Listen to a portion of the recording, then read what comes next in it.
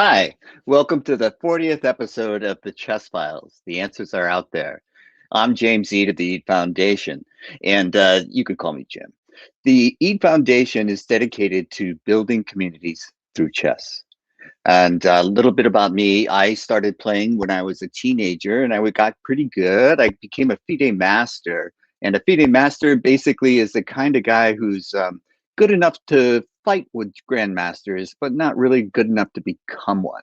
So I turned my attention to chess writing, chess organizing, and doing other things, and wrote Chess for Dummies, which, thanks to the Queen's Gambit, has gotten incredible uptick in sales. And this is something that I'm going to talk about today. We're going to talk about the effect that getting chess on television can have on the game. So that's sort of what I've been doing. And in 2018, I got an award from the United States Chess Federation for an outstanding career achievement. But that's enough about me. What about the foundation? The foundation, as I said, is dedicated to building communities through chess. We don't care what country you're from, what language you speak. It just doesn't matter. And if you play chess with your community, you form a unique, lasting friendships that can survive from childhood to adulthood and beyond. So these are the types of things that we want to encourage. And if you have the ability to access the internet, you can play anyone, anywhere, at any time. But if you don't have the resources to get started, the foundation can help you. And that's what we're trying to do. And, you know, we send chess sets and boards and other kinds of equipments to countries like Uganda, Zambia. We've got the latest one is North Africa, but we also do things for seniors. And we think that chess sets and boards for senior centers is a big deal because there are studies out there that show that although it can't change, it cannot stop the effects of dementia and dementia-related illnesses due to aging. It can delay the symptoms. It can delay the onset of the symptoms. So chess can be a solace even in our older ages. And of course, we're involved in the Youth Foundation too, because we were dedicated to chess excellence and chess literacy. So we also support things that go on in the chess community.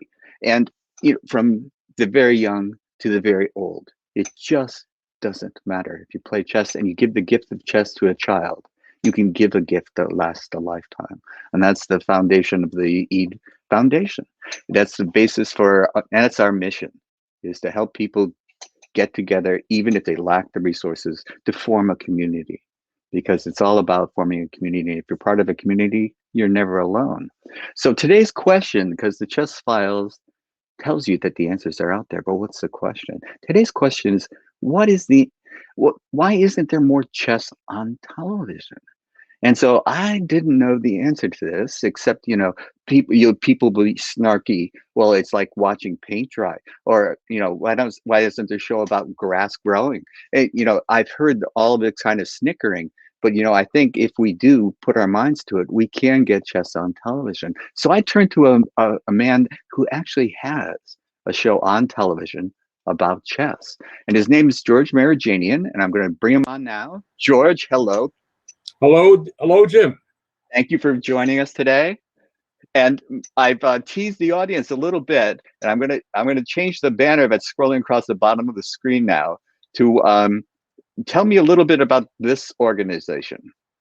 That's fatv.org. Fatv.org is the website of the Fitchburg Access Television in Fitchburg, Massachusetts, which is in north central Massachusetts, close to the New Hampshire border.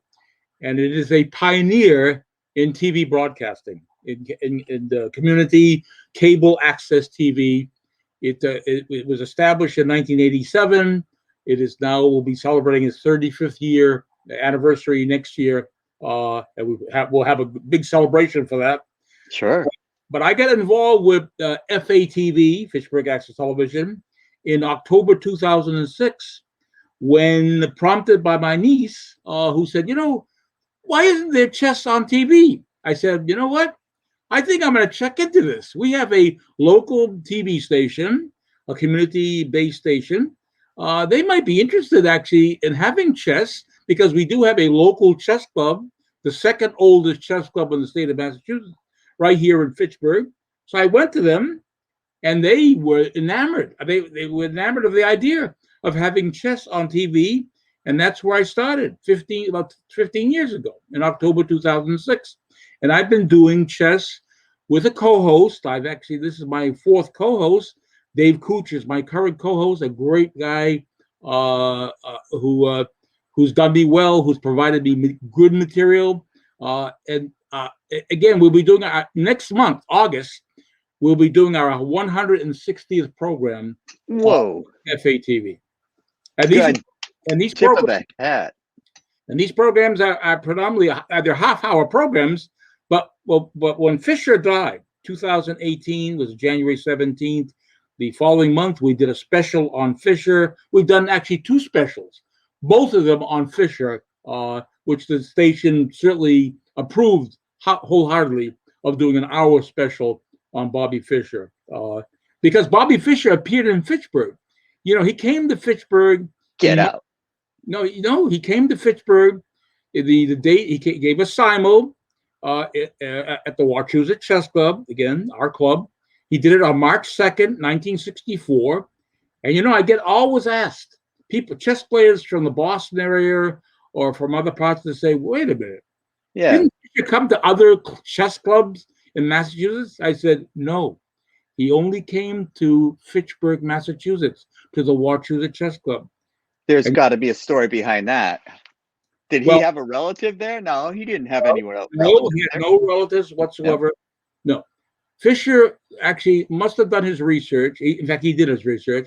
Actually, I believe the person who arranged Fischer's national tour in 1964 was Larry Evans' father. Larry Evans' father is the one who made the arrangement for this tour. That's interesting. I had no idea. That's Larry fascinating. Evans' father, yes, made the arrangements for the tour. And our president of our club, his name was Rocco Pasquale, found that out. And he contacted Larry Evans' father and arranged to have Fischer come to Fitchburg. But Fischer actually, according to Mr. Evans, said, wait, why are we coming? We're not coming to any rinky-dink club. He did his research and found out that Fitchburg at then was the chess capital of the state. It ran the most successful tournaments in the 60s, right through the 70s, up to the mid-80s.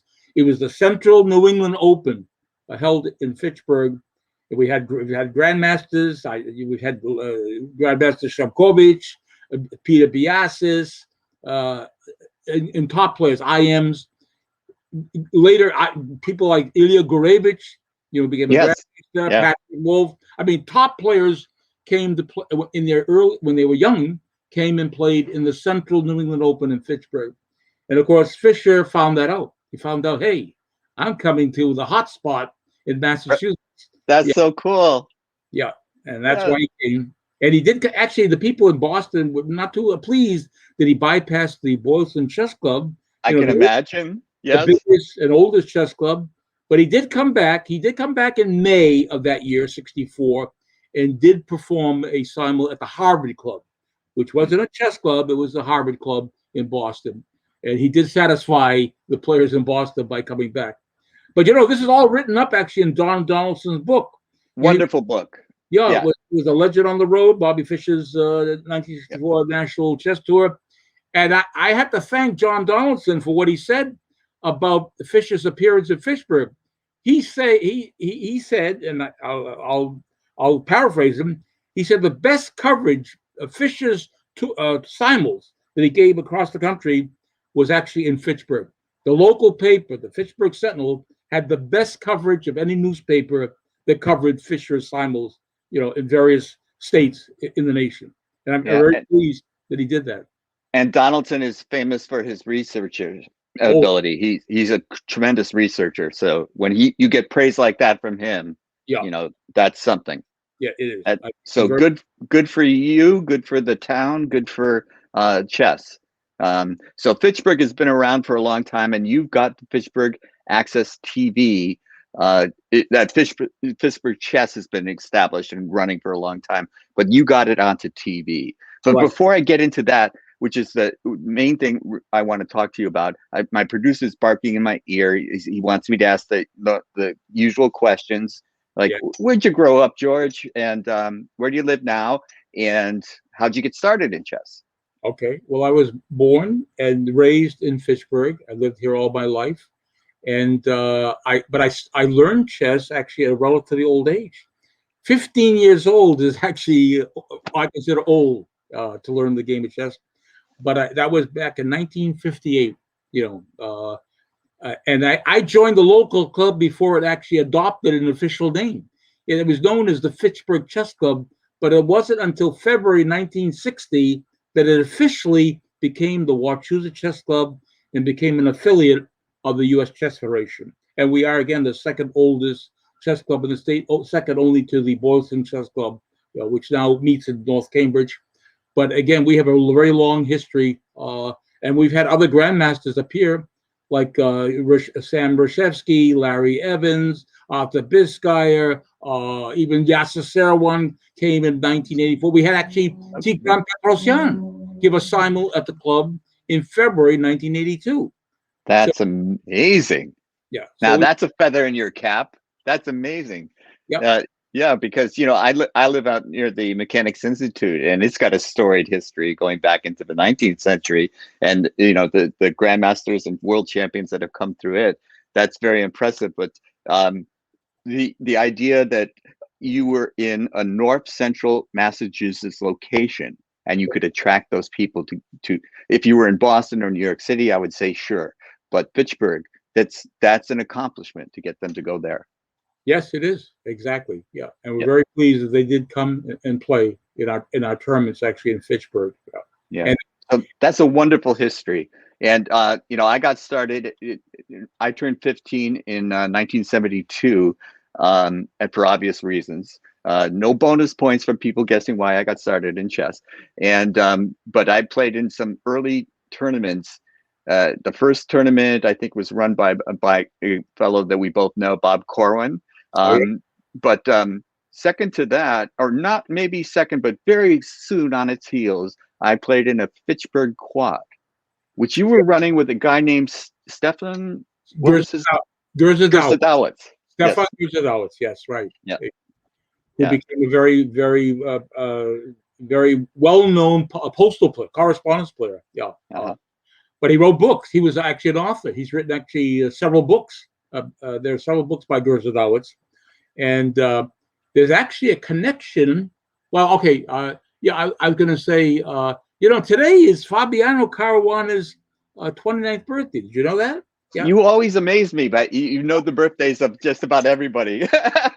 Well, I did not know that. No, because Shout out.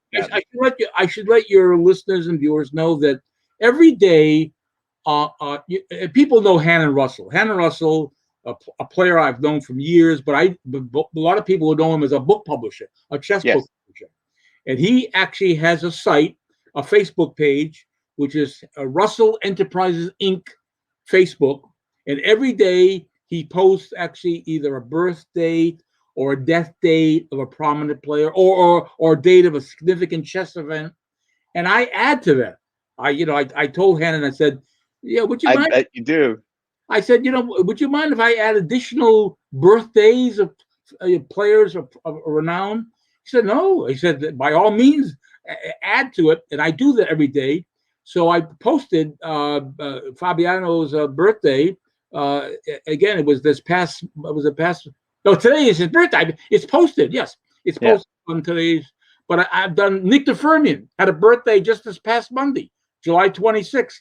I posted actually the information about Nick DeFermian on his page. Yeah. So shout out to Nick.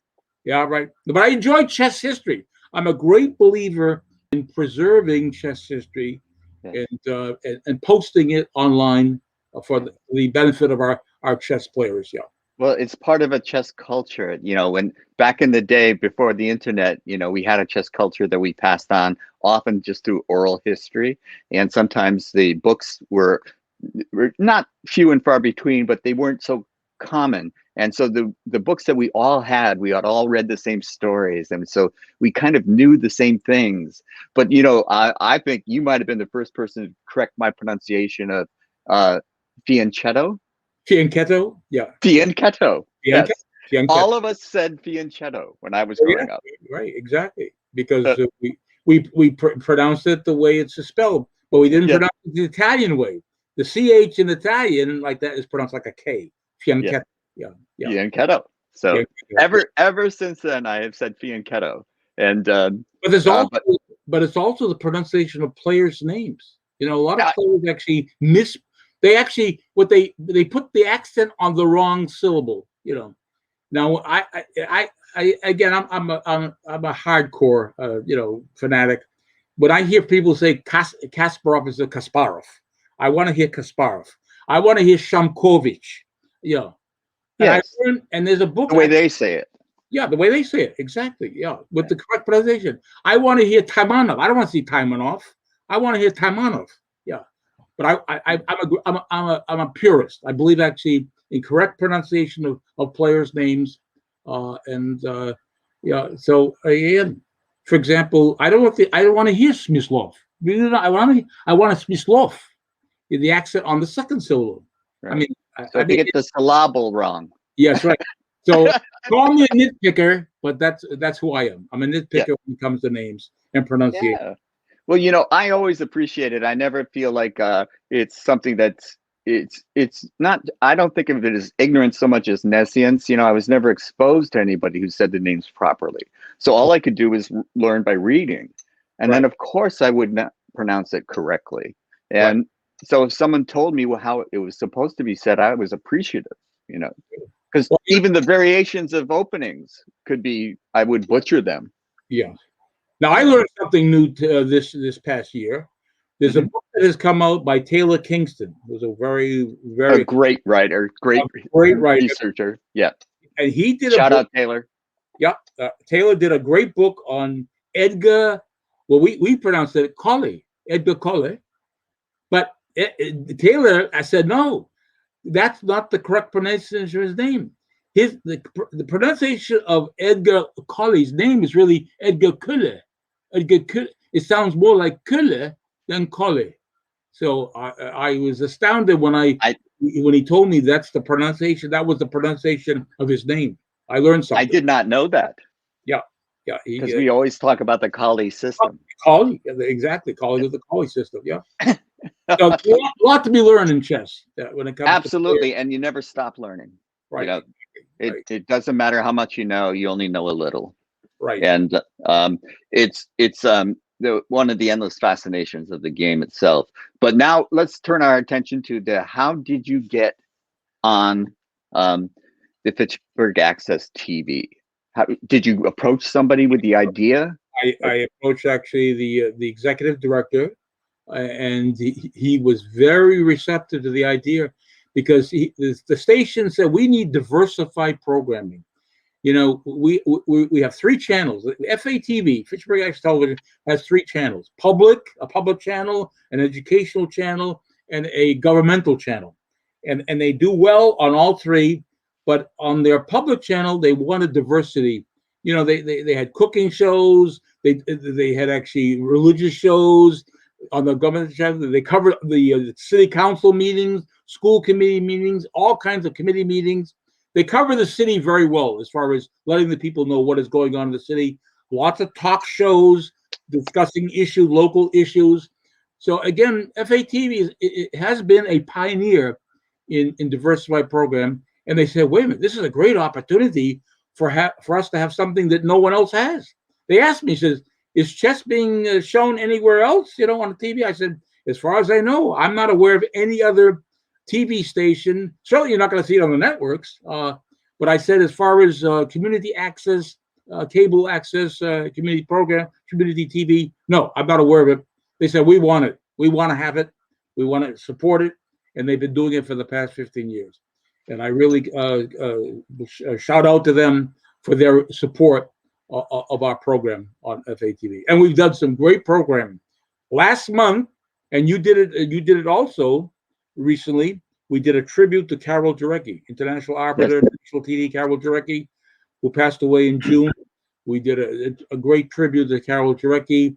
We did actually the month before that, we did the anniversary, 100th anniversary of the Capablanca Alaska World Championship match in Havana, Cuba. Remember, this is the 100th anniversary of that match. It was held in 1921. We did a month before that, we did Nepomniachtchi, Jan Nepomniachtchi winning the candidates tournament. We've done actually tributes to players upon their death. We did actually on Arthur Biscaya, Bill Lombardi, Larry Evans, Lubomir Kavalek.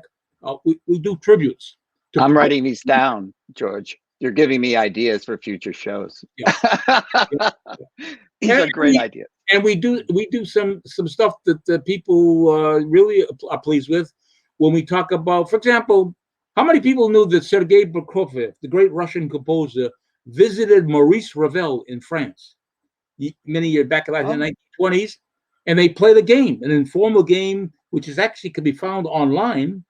We presented that game. We actually, my host and I, analyzed the game. We presented music from both the composers and with photos.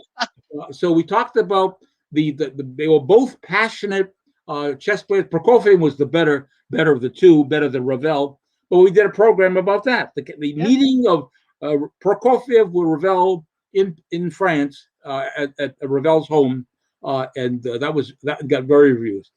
Of course, I want to talk a little bit about that because I believe chess, our society would be incrementally improved if it was part of our culture. And this is, it's like music. It has the power to make people happy. And it is an amazing thing. But I want to backslide a little bit to what we were talking about, because I got a comment from our viewers. Hi, Mom. It's, how do you pronounce P-I-R-C? Pirc.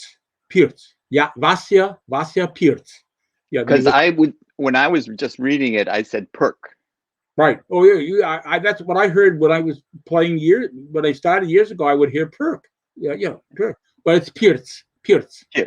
Yeah, Pirc. Okay. Yeah. So thank you for the question, viewing audience, and Pirc is the answer. Pirc. Yeah, Pirc. Okay. So now I think we both have a love for the game, and we both think that it would improve generally if it was in the school systems. Everybody learned chess. It would teach them life lessons that are some of them directly transferable back into the classroom. And I think our educators have learned that. And so there's been an explosion in scholastic chess since I started playing. And it's also welcoming to girls. When I started playing chess, it was all boys or men at a tournament, and this is definitely changing. Although it's slower than many of us want it to be, it's still changing. But this access to television, tell me more. You approached the executive director and he was open to it. That's the first. Exactly. Yeah. Okay. And we started off small. Our very first program was only 15 minutes long. And then I convinced the executive director, no, we need more time. Our first couple of shows were actually teaching. Teaching chess, but then we got into actually discussing chess, right, and presenting players, talking about chess players and what they did, how they performed. And it wasn't until 2010, was it 2000? Let's see.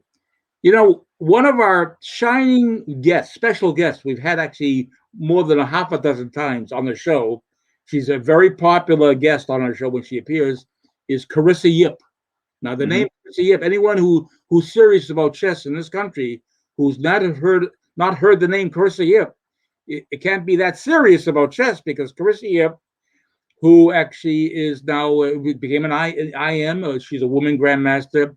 She won the U.S. Girls Championship back in 2020. Has competed in the U.S. Women's Championship. Has beaten Irina Krush. A couple of times. Yeah.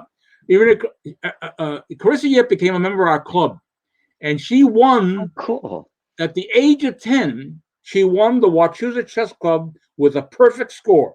Won all 7 games at the age of 10 in 2014. So, and she's appeared on our show numerous times, again, because she's played actually all over the world. She's played in Yeah.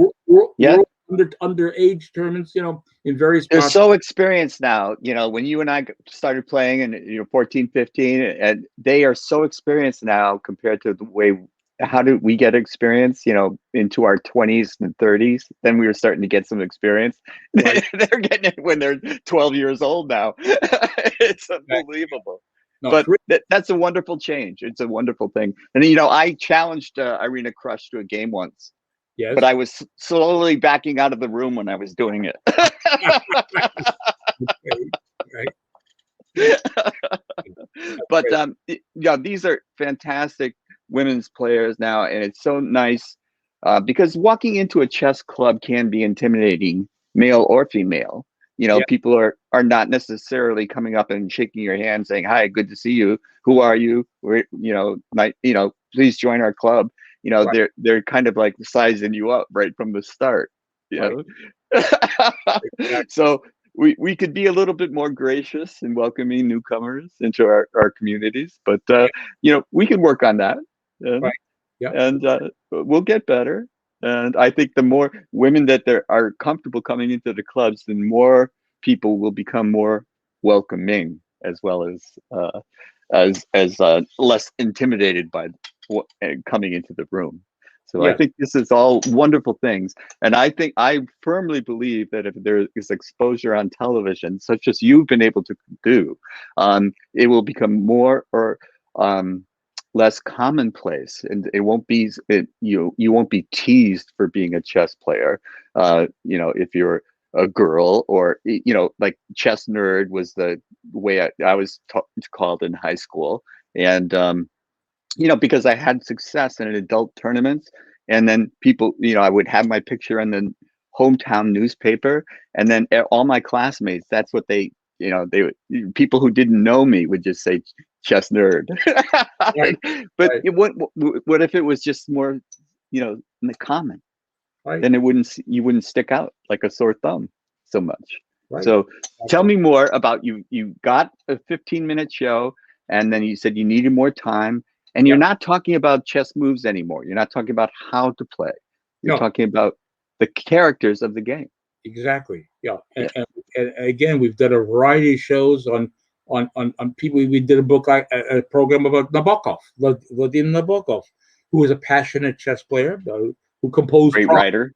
great writer. Yeah. Lolita, known for Lolita. Yes. Another thing, we've done again. We've done tributes to players both who have passed away, but also those who are still living.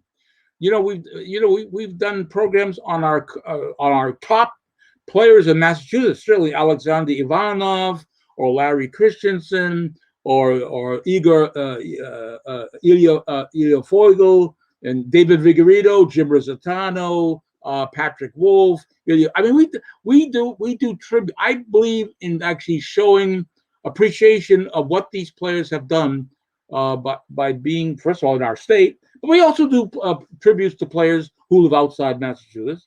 They're not forgotten. And again, one of the shows I really appreciate that we did, when Harry Nelson Pillsbury died, he died actually on June 17th, 1906. 100 years later, on the exact date, June 17th, 2006, I and a contingent of Massachusetts Chess Association members were at the cemetery in Reading, Massachusetts, where Harry Nelson Pillsbury is buried, and we actually had a ceremony for a plaque that we unveiled at the gravesite. I am so touched by that. That is Yeah, so wonderful that you've done that was that. that was an historic event. We did that 100 years to the day because no one knew who Harry Nelson Pillsbury. All that is marked at his grave, which is actually located in the remote area of the cemetery, is just this obelisk that says Pillsbury and nothing else. No listing of Harry or H. I mean, it was unknown. Who is this Pillsbury? What we found out is Harry Nelson Pillsbury and his family. And of course, I get asked occasionally, why is Harry Nelson Pillsbury buried in Reading, Massachusetts? Did he ever live there? No, he never set foot in Reading, Massachusetts. He was born in Somerville, Massachusetts, on December 5th, 1872, but actually then got married. He got married, lived in Philadelphia. That's where he died. He died in the Philadelphia area, but he never set foot in Reading. So the question put to me is, why is he buried in Reading? Well, I have the answer. He is buried there because his mother was the daughter of a very prominent shoe manufacturer in Reading, Massachusetts. So that's actually why Harry got buried with his mother and other family members in Reading, Massachusetts.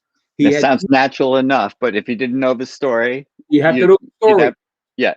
You have to know the story why Harry Nelson Pillsbury is buried in Laurel Hill Cemetery in Reading, Massachusetts. And it's a very difficult, it's a remote part of the cemetery.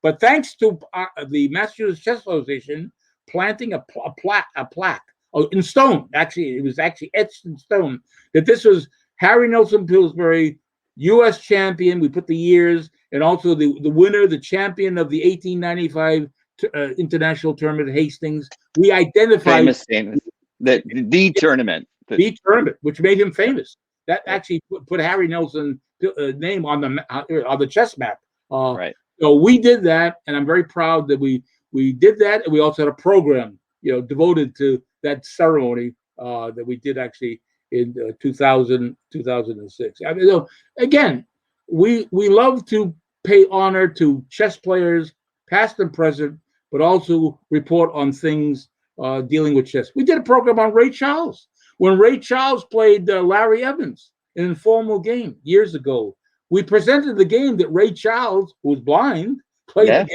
Larry Evans. We did a program about that. Yeah. So we've done a number of programs, of great interest. And this is coming from the heart. This is the love of the game, the love of the players that played it, and you're doing a great service. I got to tell you about one program we did. Okay. The executive director came to me of the station and said, "Wow, I can't believe the number of hits you've received on our website." So we have received actually close to 11,000 hits for this chess chat program. I said, "Which one was that?" He said, "You did something. You did a tribute to some Estonian player. Who is this guy? Carey? Paul Carey." I said, "We did a tribute to Paul Carey, and we got bombarded with hits, predominantly from Europe. I mean, Europeans went to." And again, I have to thank Susan Polgard, because back then when I did that, Shoutout.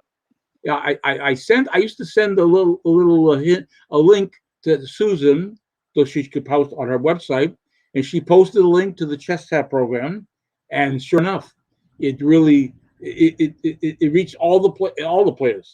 I mean, and we got close to 11,000 hits on that single program on Paul Carey's, who died actually. Was it 79 in Helsinki, Finland, at the airport?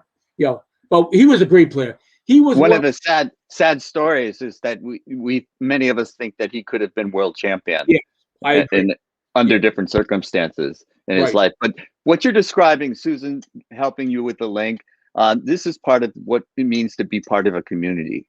You reach out and tell her I'm doing this, and she, of course, knows and respects Carey's as much as anyone, and helps you out with the link back to your show, and then all of a sudden you get more hits, more people are involved, and this is how we help each other.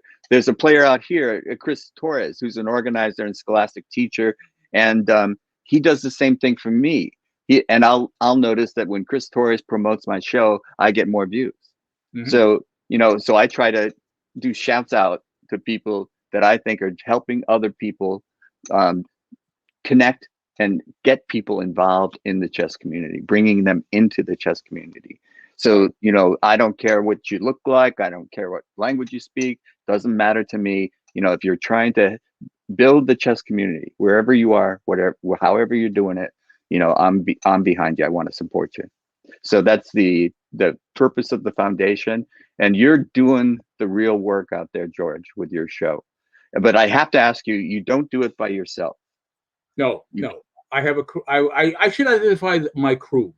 My crew. I have an award-winning director, by the way, who has stayed with us all through, right from the beginning, October 2006. His name is Darren Dame.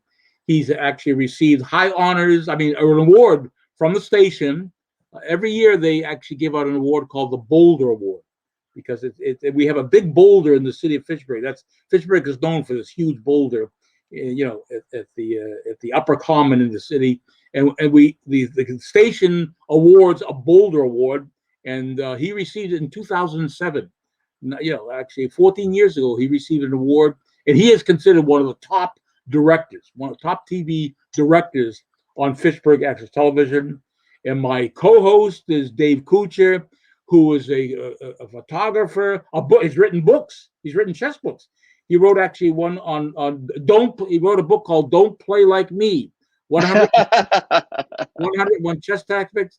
He's done He's done books on tactics.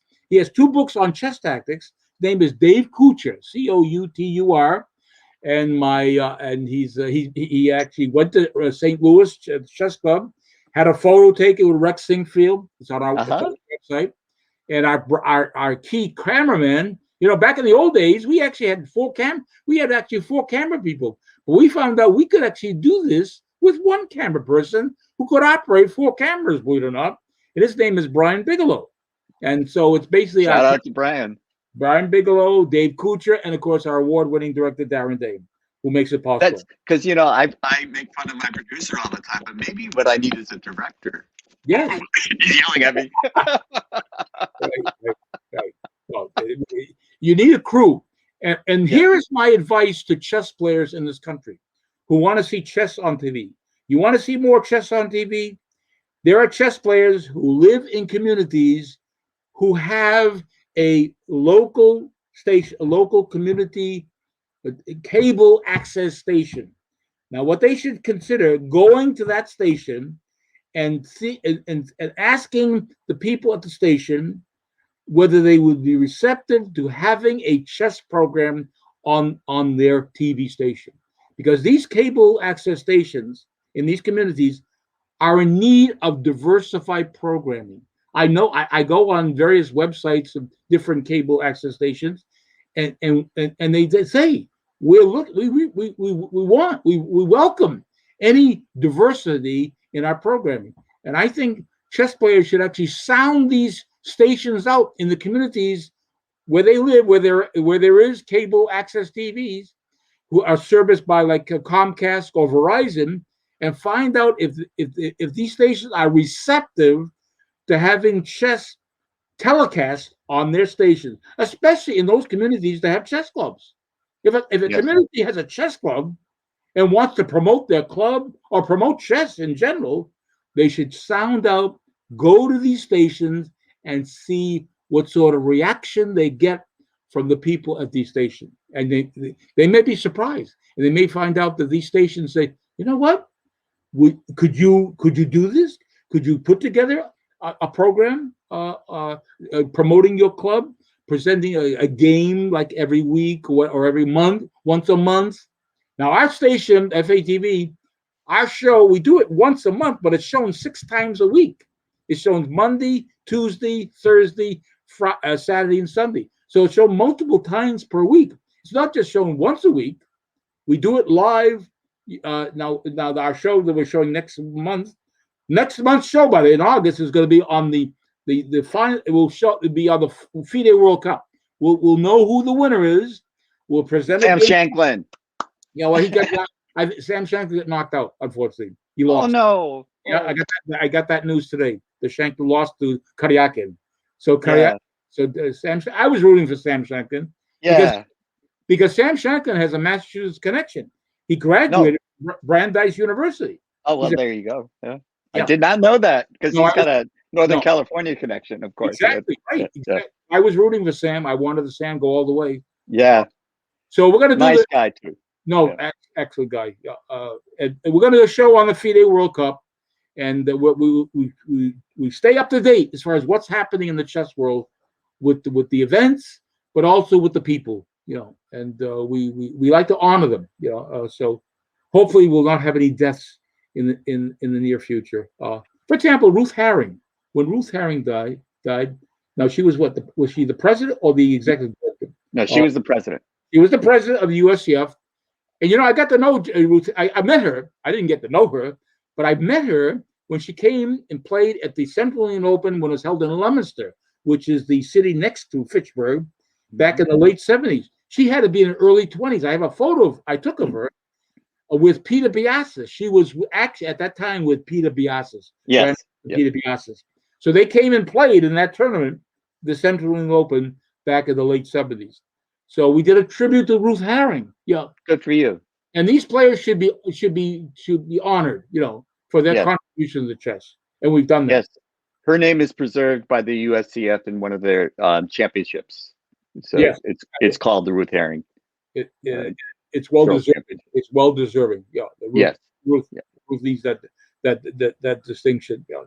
So again, I want to do a shout out to Beatrice Marinello, who is the first female president of the United States Chess Federation, and I think also deserving of all the honors. And that might be a potential guest for you. But I've had her on, and she's was the first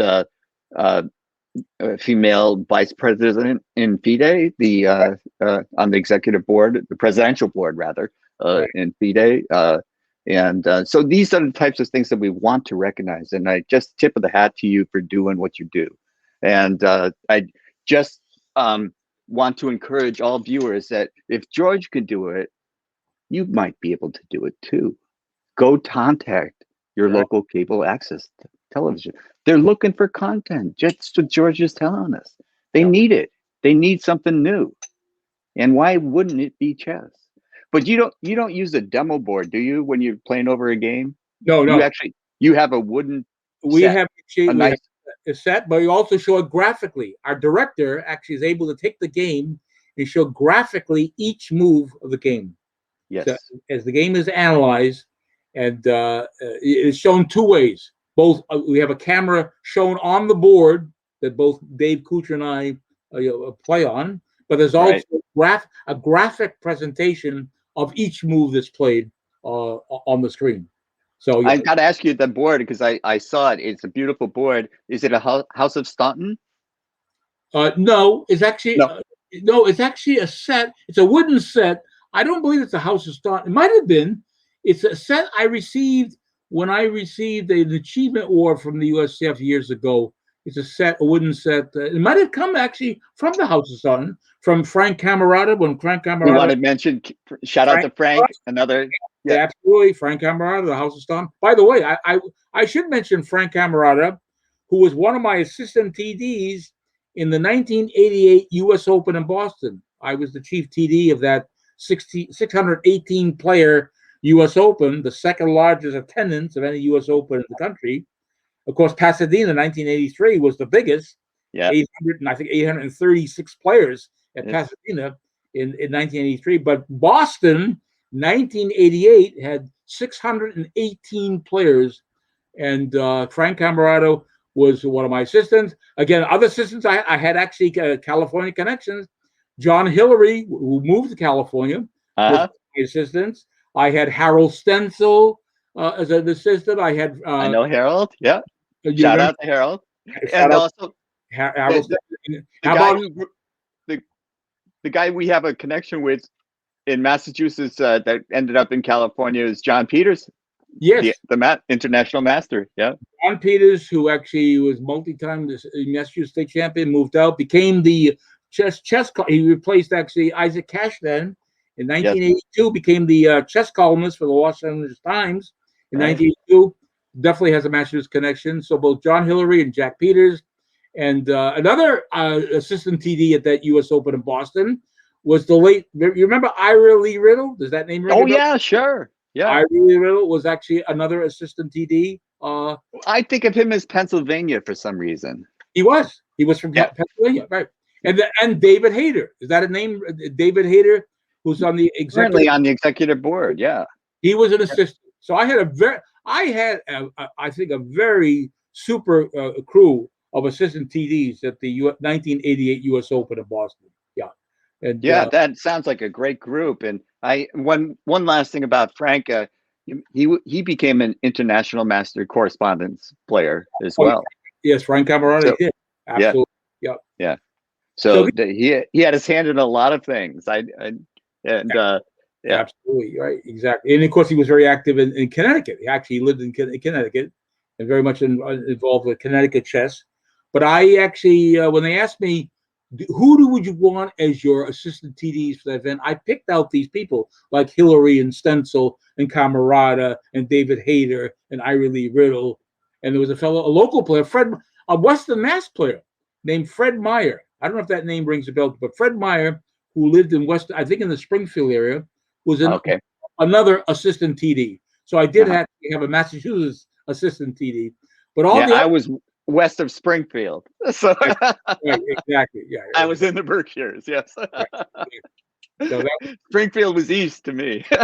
yeah, exactly, yeah, right. But also Hammond Russell. I wanted to, you mentioned him. I wanted another shout out to him because he produced does he still produce the calendar, a physical Yeah, calendar of all the chess players and right. dates?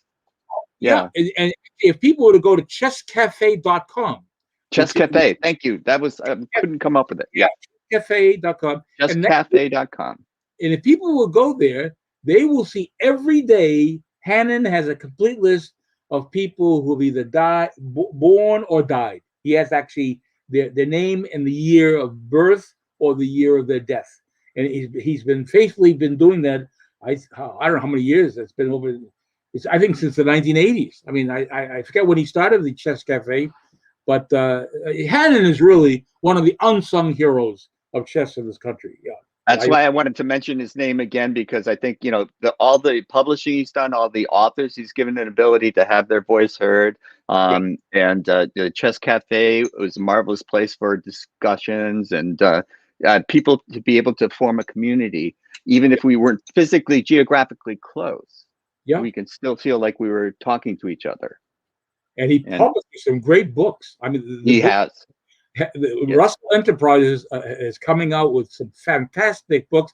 There's a book that Alex Fishbein just did this past year on the was it on the Exchange French? Yeah, I mean, yeah, they're great books. If people were to go to Hannah Russell Enterprises, they would marvel at what Hannah Russell has. He's been a great contributor to chess in this I country. agree.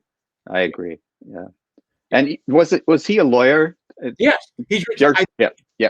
I think he's retired from his law practice. Yes. Yeah, yeah. Right. But of course, Right. he's the one years ago. Remember, actually, the Russian magazine Shakhmati Versus. Oh yeah. He actually did translated it into English. He did the English translate, and they were public. They were published. They were actually English translations of that Russian magazine that Hannon Russell did. I think he did it with the underwriting of a fellow named Jim Bolton. That's Jim Bolton is a well-known player from New England years Yes. ago, who actually did some financing of that project of translating the Russian magazines into English. And Hannon Russell was the one because he studied Russian at Yale. He's a Yale graduate, and Russian was one of his subjects. And he was a very accomplished in Russian. Yeah, I don't know how his One, Russian. I don't know how one his of my Russian. one of my best friends, Tom Dorish, has Oh since yeah, passed away. But he when he was in service, he was stationed in Germany, and he was learning Russian. yes, Because that was going to be his assignment, and so then he could read 64 and Shakmante, and he could read those things, and so he would play moves that we hadn't seen. And right. we'd go, oh man, Dorsch is pretty good. And no, then we find out, oh yeah, it's some Russian grandmaster's move. Yeah, exactly right. Now, I remember Tom Dorsch. I used to see Tom Dorsch at the U.S. Opens back in the 1970s when I was playing in the 70s and 80s. And now I forget actually when he passed away. He did pass away some years ago, but Just fairly recently, yes. yeah. Yes. So, but he was active actually. I would see him at U.S. Opens. Yeah, he was very active. Yeah, in USCF affairs. Yeah, back Well, then. I must say that, shout out to Tom, because he became president of the Northern California Chess Association when it was absolutely dormant. and he built it into a thriving enterprise and put Northern California back on the map. Both he and I got elected to the executive board at the same time of the United States Chess Federation, but it was largely, I blame him for getting me involved, because he built the membership up to from very little to 800 plus, and then that was 800 voters, that people had to pay attention to, and so then he springboarded from that to the national scene, and but his local presence in Northern California was astounding. The tournaments that he supported, that he got up and running, that he personally, and he and his wife then, Carolyn, she went by Carolyn Whitgett, and the two of them ran such great tournaments. And another friend, Richard Kupke, has taken on the mantle of doing that. He's running these same tournaments that have been running for years, and he supported all the local organizers, like the towns of Fitchburg, the towns like Fitchburg in Northern California. They would have a tournament there, and Tom would get the word out, and people would go to it and play in it, and it could be self-sustaining. So people like that, who often go unsung, that are the backbones of what I think of as our chess community. And that made a difference. He actually, people like Tom made a difference in chess, in promoting chess and bringing more people into the game.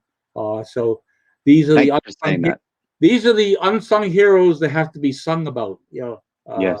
And again, I remember another Northern. I think it was Max Poschmann. Was that fellow named yes, Hans. Hans. Or Hans. Yep. I loved Hans because I used to talk to him in he German. Was a lovable man. We used to converse when I used to say we used to converse in German. But Hans was a lovable guy. I loved Hans. Yes. And he did it in Fremont, and another. It's a good city, but it's a small town in the San Francisco Bay Area. But he made it a presence in the chess world, in the chess scene. Yeah. But my producer's barking at me, George. I've gone way too far over my time allotment, but I could talk to you for hours. And I think that is there any question that I have not asked you that I should have, or that you'd like me to, before we wrap up? No. I think we've covered a lot of bases here, more than 3. So we got at least 1 run scored. Exactly. Right. Exactly. All right, George. I'm going to take you backstage now, but thank you so much. It was such an enjoyable time to spend with you, and to see you after all these years. And to remember Stephen, your fellow TD in those Fitchburg quads way back when. Yes, I will. I'll send him your regards. Okay. Thank you. Okay. Goodbye, George.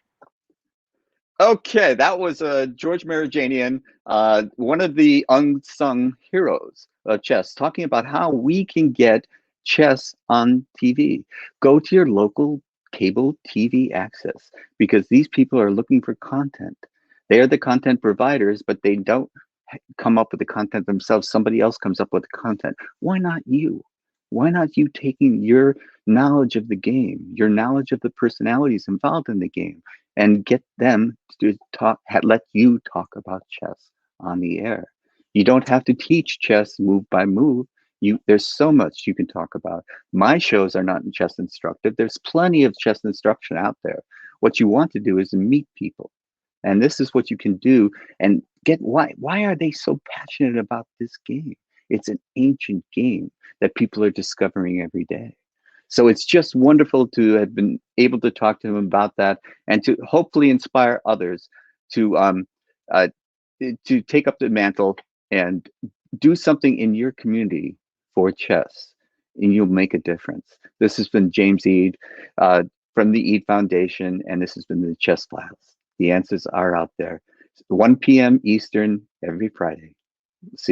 You'll see me.